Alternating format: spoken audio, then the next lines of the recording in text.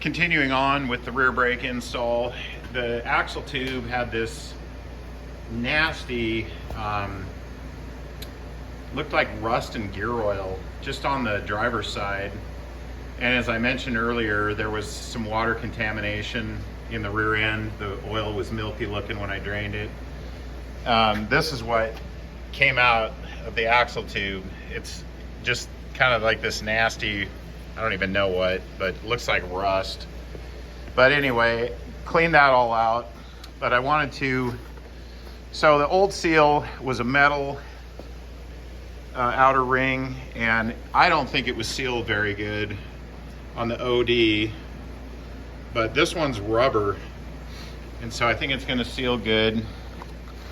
Definitely a lot better. And here's the part number. It's a Precision, and it is a, what is that, 1959. I got it through O'Reilly. One other little trick I like to do, so I like to take the seals whenever I'm doing a job like this and run them down and make sure that they're the right one, and that is a nice snug fit on there so that you don't get it pounded into the housing. Here's one installed, and then realize when you go to put your axle in, or maybe not realize that it's the wrong one and the axle's not even sealed. So I always check that on any job that I do where I'm replacing seals. I make sure the ID and the OD of the seal are correct and that they fit tight in the housing, tight on the shaft. The other thing is this sleeve right here is not part of the seal. I have the other one in my hand. What this thing does is it kind of backfills. You got this flange, the back of the axle. This thing goes on the outer part of the housing, and it just kind of backfills. And so I just cleaned these up and put them back on. You could probably leave them off, it probably wouldn't matter, but I didn't see it. Okay, this is an important step, and you're gonna be very sorry if you miss it. This is a thrust washer. It's actually acts as a spacer, a thrust washer, and it's the bearing for the spider gear. And I put a bunch of grease on it. Get that to focus. And the reason I did that is because it fell out of here when I pulled the pin. Let's see if I can do this one-handed. This goes on top of that spider gear right there. Right there. This spider gear. There's one under here too. If that is missing, you're gonna have a huge amount of slop. And what holds that in is the cross pin. So the reason I greased it is so that it will stay in place while I'm putting the cross pin in, but make sure that those thrust washers are in there before you put the rear end back together. Also, so the C-clips are back in. In fact, I'll push the axle so you can see. If you push the axle in, there's your C-clip right there. I'll rotate it up so you can see the open end of it. So there's your C-clip. And then you pull the axle back out, and that puts the C-clip, it countersinks into this side spider gear. And then this side's in also. So now it's time, and this is kind of a weird, it's a little bit different. Instead of having just the cross shaft, it has the cross shaft and this piece that's flat on two sides. So this piece goes in first, right? It's just kind of a spacer, and then the cross shaft goes through that. So this piece is gonna go in first, just like that. And then I gotta rotate it a little bit, and then we'll put the cross shaft in. And again, make sure that those thrust washers that are on the outsides of the spider gears, it's basically between the housing and the gear, that copper thrust washer, make sure that's in there on both of them. Okay, you have to rotate the rear end to get an angle so that you can get this pin in. This is the pin. This is the bolt that screws all the way into the pin to retain it. And then this is that spacer piece right here. And because this is rotated up, this spacer piece kept falling in. So what I did is I used a magnet. I held this piece from falling in with a magnet while I shoved this piece in. And also, again, I can't emphasize, make sure that right up here, your thrust washer, and down here in the bottom one, make sure those two thrust washers don't get pushed out of position. But anyway, that's what I had to do. I had to actually use a magnet because you're kind of fighting gravity on that spacer. And I just need to tighten this bolt up that retains the pin. And we are good to go on this rear end to put the cover back on and fill it with oil. All right, this is my sealant of choice. This Wright stuff is about the best you're ever gonna use. I got the rear end cover nice and ready to go. I got the flange all cleaned off. And the next step is to put the cover on. All right, having been an experienced mechanic, I know that for some of you it's annoying to get every little detail if you're an experienced mechanic, but for the beginner, I'm trying to not take anything for granted. So here's the two calipers. This one's already got the brake pads. I loaded them in. One thing that I do, so this little spring right here, right there, I bend that open a little bit more, right? And the reason I do that is because if you don't, oh, I gotta remove these pins. If you don't bend that open, then this falls out real easy. That spring kind of helps hold the brake pad into the caliper. And then the other thing is this tab right here is your warning tab if you're getting close to being worn out. And I'm doing this with one hand, I apologize. But that warning tab right here, I don't have the rotor on yet, but the caliper is going to go on here, right? And that warning tab needs to be on the bottom. It needs to be the leading edge of rotation, if that makes sense. So when the rotor is rotating forward, the first thing it's going to scrape is that tab. In other words, you don't want the tab up here on the top. You want the tab, in this instance, down on the bottom. So it is theoretically possible to put the brake pads in backwards, because if I switched this pad to the right side caliper, that would move the tab to the top, or actually this is the top, and that would be wrong. It wouldn't be the end of the world if you did that, but it's better if you just do it right. All right, so I removed the pins on this caliper. I've already stretched this little tab, and you just push that in. It holds it there. Grab the other brake pad, flip it the right way. Another step, and this is a little thing, but it's important, is, and I'm out of brake cleaner, so I just use carbon choke cleaner, is clean the rotor off.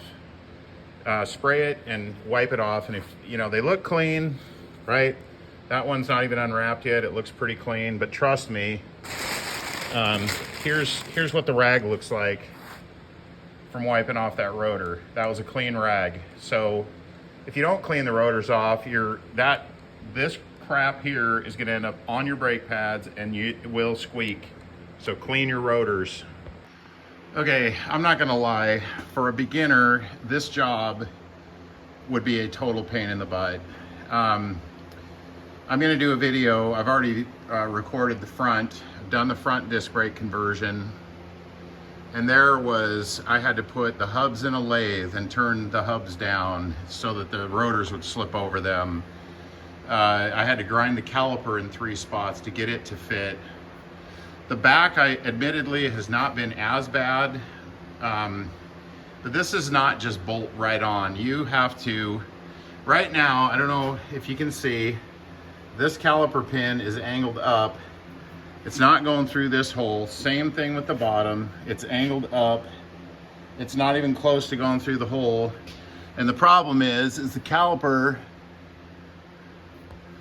is tight against their bracket. So no matter how hard you push up on this caliper, that you can see the pin angles try to change, see as I push up, but it's not near enough to get the pin in. I can get one pin in, I cannot get both pins in. It does not line up. So I gotta pull the caliper back off, and I'm gonna have to either grind the bracket or grind the caliper to get it to go up far enough for the pins to go straight through. Okay, so the rotor's back off. I took the brake pads out of the caliper, and here's the problem right there. So here's the bracket, back out a little bit, and this little bump on the caliper is hitting their bracket so that the caliper will not get an angle in there. So there's the little bump, and I cannot get the caliper to go up far enough. You can see that the pin is way out of alignment with the hole. You can pull it kind of, and you can actually almost get the top one in, or you could kind of force it, but there's no way you're gonna get them both in. So the next step, and again, in my opinion, this should have been done when the kit was put together. This is such easy stuff to, you know, if they just nick that with a mill, or even just hand ground it, or made their bracket have a little tiny relief there. So I'm gonna pull the caliper off and grind it right there. All right, I shouldn't make videos when I'm getting frustrated, but now that's ground. The caliper's on, the rotor's on, the brake hose. This is the last thing. We gotta connect that right here to this. And then I'm gonna make a bracket or something to kind of hold this thing, because I don't want this thing bouncing around. You know what happens to metal, if you bend it enough times, it breaks. We don't want that. I will grind this caliper. Again, it's this bump right here. That has to get ground off. And I will take a video after I grind the other side, so you can see which one and what it looks like when it's ground down. Okay, and again, I apologize. I'm trying to film and work with one hand. So here's the tab that's ground off. It's right by the bleeder screw. The other thing is the brake hose. It works the best if the brake hose is tipped in this channel here. Tip it as far away, as far out as you can. That seemed to be the best scenario.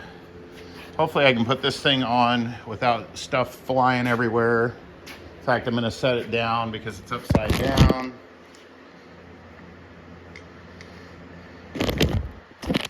But I wanna show it going on.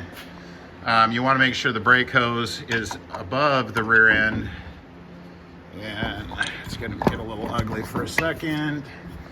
Okay, so there it is, shoved in there, and you're just gonna have to believe me that the bolts will go right through now. Okay, so the caliper pins are in. These guys here, everything lines up good. And again, we're just down to brake hose, metal brake line. We gotta make that connection, bleed the system. It's helpful to put a lug nut on just one spot, so you're not trying to hold so many things at once. And obviously you want to make sure that you get your left and right calipers right, because if you have them backwards, they'll physically bolt on, but your bleeder screws will be on the bottom. And the air's not going to come out the bottom. You got to have them up there on the top. So here's that side, and there's that side. And we are pretty dialed in. I got to put oil back in the rear end still. Hook up the two hoses, bleed the system out, and we are in business. All right, so to summarize, these things are super cool, and this one is no exception. Props to the company for using very common GM parts. Pretty much the only non-factory item is their bracket, and the back brackets came with bolts. The front ones did not. And because of the thickness of the bracket there, I actually got longer bolts because I wanted as much thread engagement as I could get. Since that actually holds the spindle, which holds the hub and the wheel bearings and the whole weight of the vehicle, I thought it was prudent. Where in this case, the only thing the bracket holds back here is the caliper. The rotor is supported by the axle. So, got the brake lines are connected. I kind of formed the original metal line to put it in kind of a good position. And my plan is to make, let me get in here, see if we can get a camera on this.